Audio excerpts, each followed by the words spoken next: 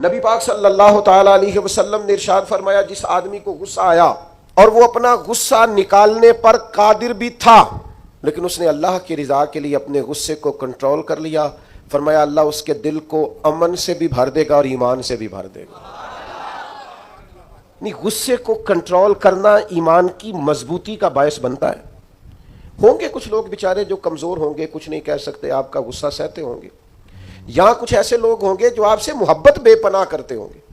اس لیے آپ کا غصہ برداشت کرتے ہوں گے، لیکن حضور نے جو ہمیں اخلاقی رویے سکھائے ہیں ان میں تو محبوب نے فرمایا وہ پہلوان ہے جو اپنے آپ پر کنٹرول کرے، اپنے آپ کو قابو میں رکھے، اپنے غصے کو، غیظ و غضب کو وہ ذرا سنبھال کر رکھے۔ ہم اپنے آپ پر کنٹرول نہیں رکھتے، بہت ساری باتیں ہیں جو ہم کر لیتے ہیں، لیکن چونکہ مومن ہیں، حضور علیہ السلام کے غلام ہیں، مجھے اچھی طرح پتہ ہے کہ سینکڑوں ہزاروں لوگ ایسے ہیں جن کو بعد میں پچھتاوا ہوتا ہے کہ مجھے یہ بات نہیں کرنی چاہیے تھی، مجھے اس طرح کا رویہ نہیں رکھنا چاہیے۔ کچھ بولیاں بول لیتے ہیں لیکن چونکہ اندر ایک مومن بستا ہے، حضور کا غلام بستا ہے، تو پھر دل پچھتاتا ہے، سینے میں بات کھٹکتی۔ میرے بھائی بہت پہلے سے اپنے اوپر کنٹرول کریں، اپنے آپ کو غیظ و غضب سے، ناراضگی والے جملے بولنے سے بچائیں۔ ہاں بالکل ناراض نہ ہونا بھی زیادتی ہے، ناراض ہونا بھی چاہیے اور بڑا زبردست ہونا چاہیے،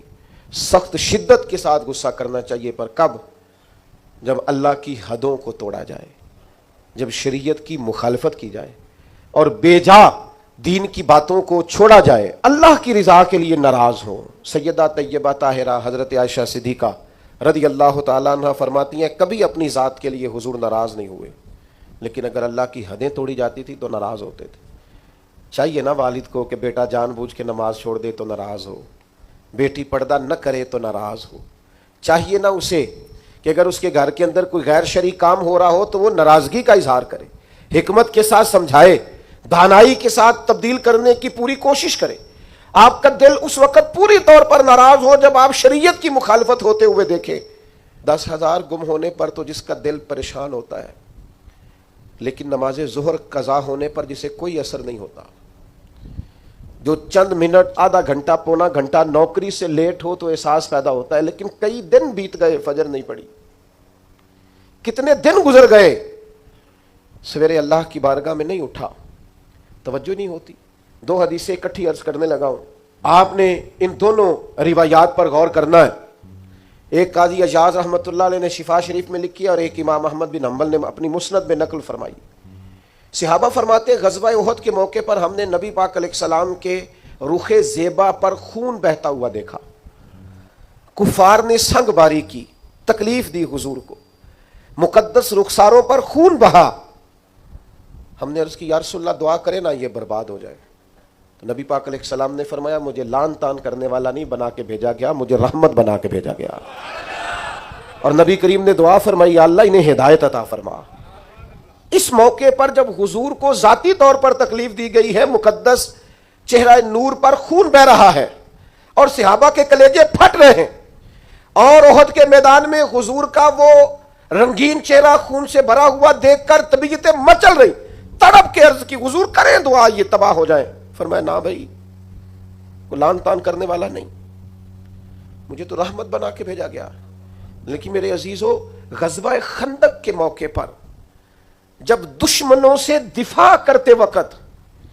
نماز عصر مسلمانوں کی قضا ہوئی تو حضور نے ہاتھ اٹھا کے عرض کیا، کہا اے اللہ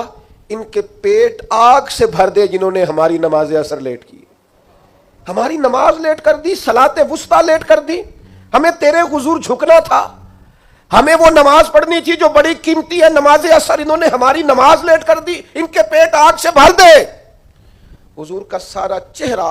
لہو سے بھرا ہے، پر ذات کے لیے دعا نہیں کی کہ یہ تباہ ہو جائیں، پر ایک نماز لیٹ ہو گئی۔ صحابہ کی عصر قضا ہوئی تو کریم نے ہاتھ اٹھا کے کہا یا اللہ بھر ان کے پیٹ آگ سے۔ او سنگیو، آؤ یارو اپنا اخلاق تو دیکھیں، میری بھی فجر قضا ہے، میرے پتر کی بھی قضا ہے، میری جوان بیٹی بھی جم کے سو رہی، کبھی ماتھے پر شکن تک نہیں آئی، لیکن میری روٹی لیٹ ہو جاتی ہے تو میں سارا گھر